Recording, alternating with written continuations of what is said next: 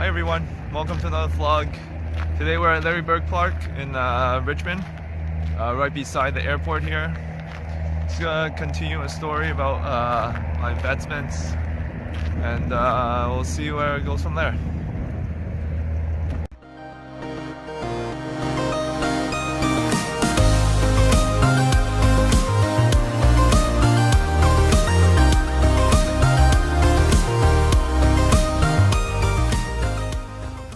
So in 2016, which was just last year, I started trading this thing called options.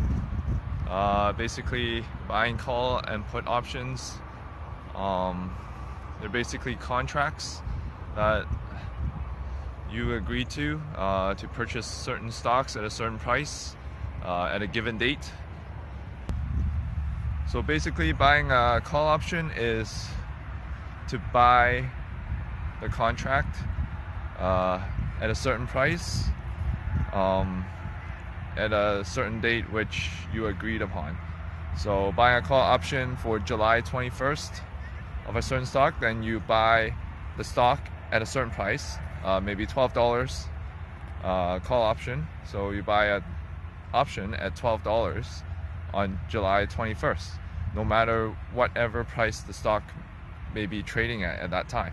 So if you buy a stock by the $12 call option, then and the stock is at $11 on July 21st, then you would lose $1 per stock. Every option trades at 100 shares.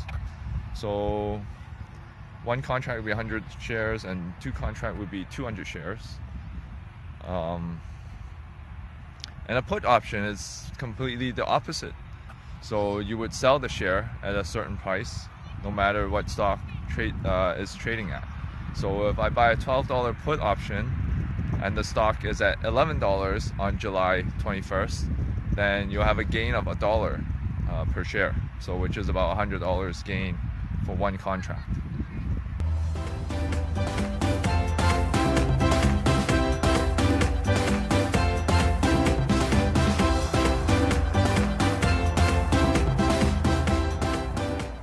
So experimenting with options, while I was not very inexperienced with it, I tended to trade contracts at a lot higher market value than it should have been.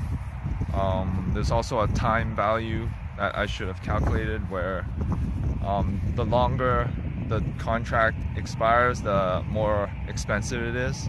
Obviously, because due to the volatility of the stock, if it could move up and down quite a bit, then it will be more expensive for the option to be traded because it can easily hit the exercise price. Exercise price is the contract that you traded at, so it would have been, from our previous examples, would have been the $12. And over time, as I've learned to trade options a little bit more,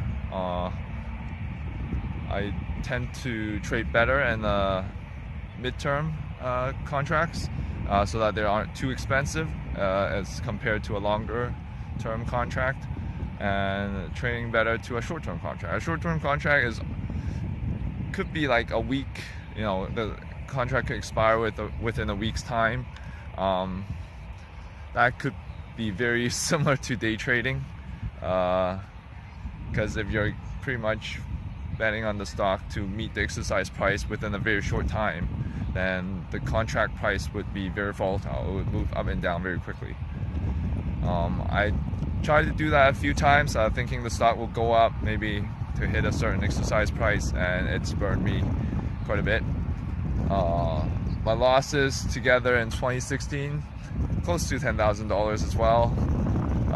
But shortly in 2017, all the lessons I've learned, I've already caught up quite a bit already in terms of trading options.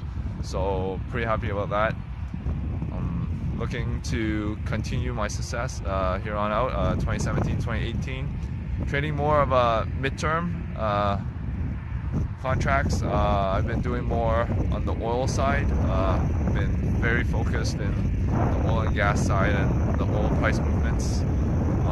Following the OPEC news, following the US shale and their their increase in productions. And yeah, I've been very successful in trading options in 2017. I think midterm price, if you're very into a certain commodity, I've been doing those ETF options, and those seems to be not very often traded by a lot of computers actually. Like every time I put in a bid, there's another bid that could quickly outbid me. Obviously those, you wouldn't think that there would be someone else there quickly outbidding you within a second. So it has to be computer traded. I think those you can take advantage of a little bit. If you understand how the price of the commodity moves, you can take advantage of these ETF options.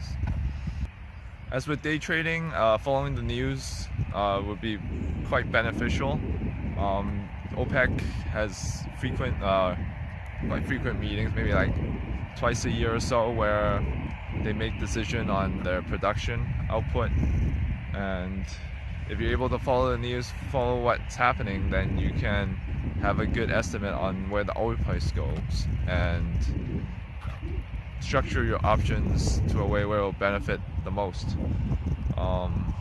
Just recently, the OPEC news, everybody expected them to maintain the production cut, which it did happen. And with the increase of US production, obviously it would equate to a increasing supply. So everybody expected the news, and even though they agreed to continue the production cut, oil prices fell,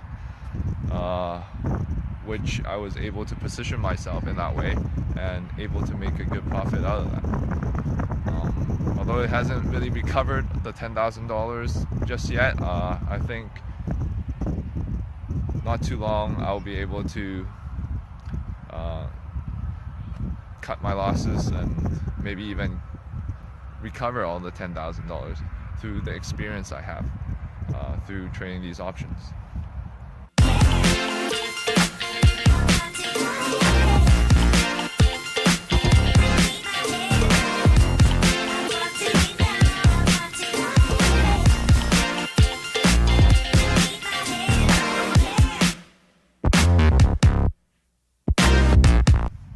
I think the worst deal I've ever made was buying put options of an S&P 500 ETF. Ever since 2015, I think, 2016 or even 2017 may hit a recession for stocks. I know some of my friends who I've told still laughing at me a little bit maybe. As I think stocks overall are very overvalued and still am. People chasing high earnings per share, and overall market is very, very expensive. But anyways, not sure why, but I think I was still new at trading options at that time, and I put in $2,500 on a certain option, at a put option, thinking S&P would fall. Which did not happen, wasn't even close, and since the contracts expire, I lost those $2,500 right off the bat. The thing with options is if you never exercise your options, the amount you paid for it is completely lost, so you lose the whole amount.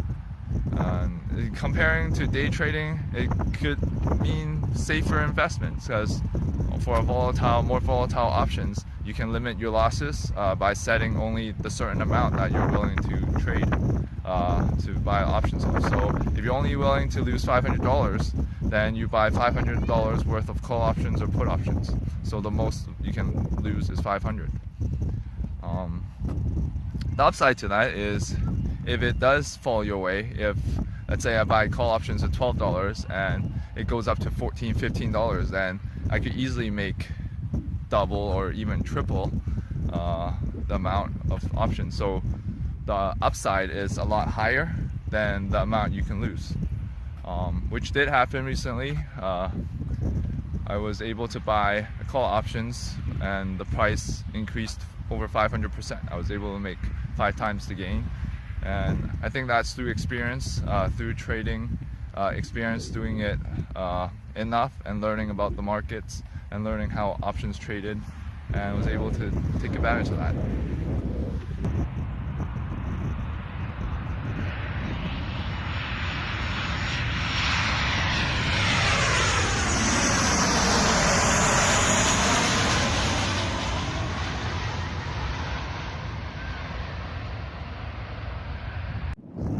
Standing in the Arctic right now, the North Pole.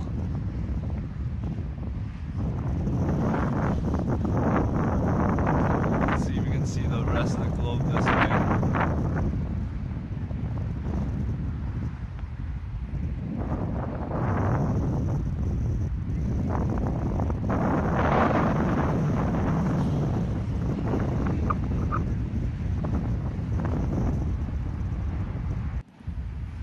Park here is pretty beautiful. You got a nice globe in the middle here, as you saw earlier in the video. It's nice to see some airplanes landing. Thought about being an aviator, you know, but a little bit afraid of heights, so not for me. But